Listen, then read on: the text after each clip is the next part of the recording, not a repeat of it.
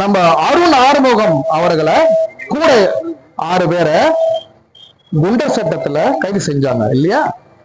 அப்போ காரைக்கால்ல வலுவான ஒரு போராட்டத்தை நாங்க நடத்தினோம். அதை உலகமே திரும்பி பார்த்தது. எங்க ஆட்சியாளர்களே, நீ சோறு திங்கிறியா என்ன திங்கிற? அதை எப்படி நாங்க செஞ்சு காட்டணும்னா, இப்ப ஐயா ஒருத்தர் செஞ்சு காட்டினாரு அருமையா. அவருக்கு நல்ல ஒரு கரவாசம் கொடுங்க. அவர் நல்லா இந்த கூட்டத்துல பேசுறதுக்காக அவர் திட்டமிட்டு அவர் ஆயத்தம் செய்து அதுக்காக தயார் செய்து அவர் ரொம்ப அருமையான ஒரு விஷயத்தை செய்தார். அப்ப நாங்க என்ன செஞ்சோம்னா, அருண் ஆறுமுகத்துக்காக இவர் பார்த்தசாரதி எல்லாம் இருந்தாங்க கூட, ரோட்ல உட்கார்ந்துட்டோம். எல்லாருக்கும் வாழை இலைய போட்டு அடுப்பு கறி திங்கிறதுக்கு எல்லாம் கொடுங்கன்னு சொல்லி எல்லாரும் தின்னோம் அடுப்பு கறிய. அப்படிலாம் போராட்டம் பண்ணி தான் அருண் ஆறுமுகம் வெளியே வந்தாங்க. ஆனா இந்த நீதிமன்றத்துக்கும் நம் நன்றி கடனை தெரிவித்துக் கொள்ள வேண்டிய ஒரு பொறுப்பு இருக்கு. ஏன்னா அவரை மட்டும் வெளியே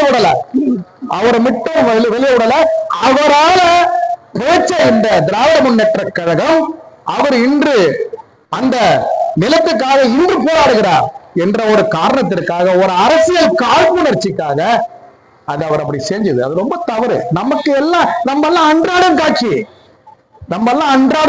நமக்கு ஏதாவது ஒரு கட்சி நமக்கு தேவையா? நம்ம சார்ந்து இருக்கிறோமா? நம்ம மானஸ்தர்கள் உழைத்து கொண்டு வாழ்கிறோம். நமக்கு எதுக்கு இந்த அரசியல்? இது ஆட்சியாளர்கள் புரிந்து கொள்ள வேண்டும். இந்த போராட்டம் என்பது அரசுக்கு எதிரான போராட்டமே அல்ல. இந்த போராட்டம் என்பது அரசுக்கு எதிரான போராட்டமே அல்ல. இது இயற்கை வளங்களை காப்பதற்கான ஒரு அற்புதமான போராட்டம். இதை இந்த அறிவுள்ள அரசு, இந்த அறிவுள்ள ஆட்சியாளர்கள், இந்த அறிவுள்ள அதிகாரிகள் இதை உணர வேண்டும். இது முதல்ல விஷயம். ஒரு 3-4 விஷயம் பேசி முடிச்சிடுறேன். அச்சமில்லை உச்சமிது வானேந்து வீந்து போதிலும் எல்லாம் சொன்னாங்க இல்லையா?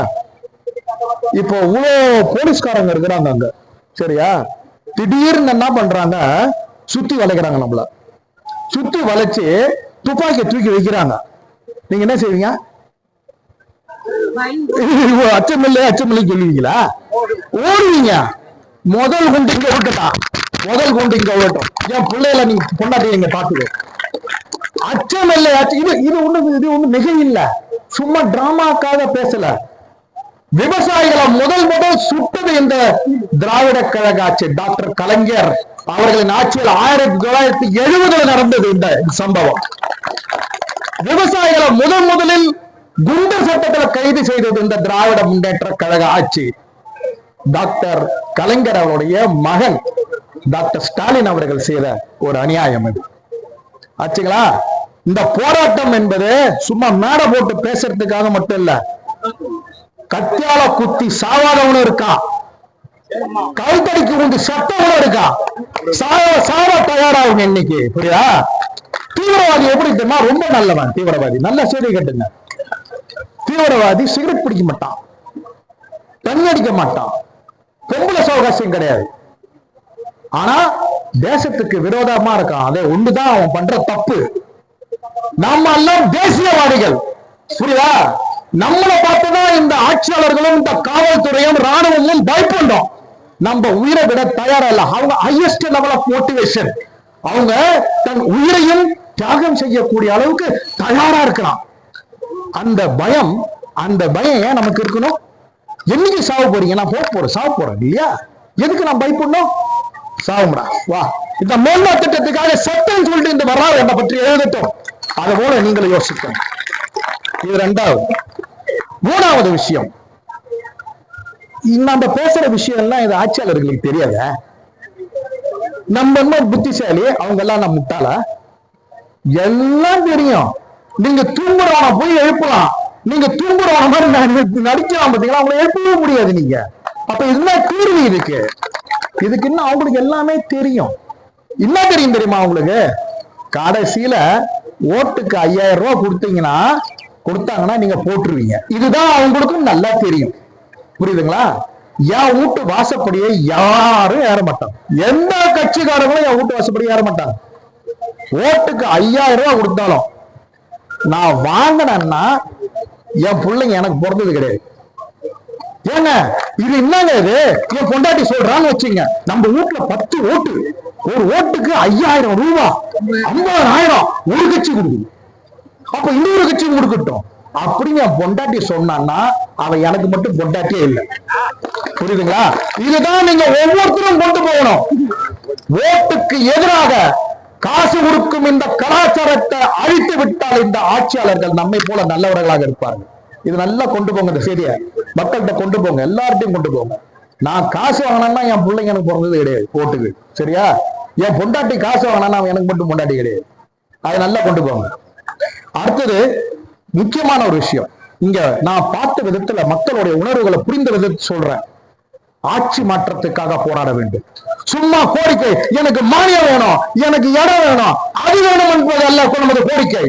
ஆட்சி மாற்றத்திற்காக அது எந்த கட்சியாக இருந்தாலும், அடுத்தது பாரதிய ஜனதா கட்சி ஆட்சிக்கு வந்தாலும், அதிமுக ஆட்சிக்கு வந்தாலும், யார் வந்தாலும் நமது போராட்டம் இயற்கை வளங்களை காப்பதற்கான ஒரு போராட்டமாக இருக்க வேண்டும் என்பதை தெள்ள தெளிவாக இந்த தருணத்தில் நான் பதிவு செய்து கொள்கிறேன்.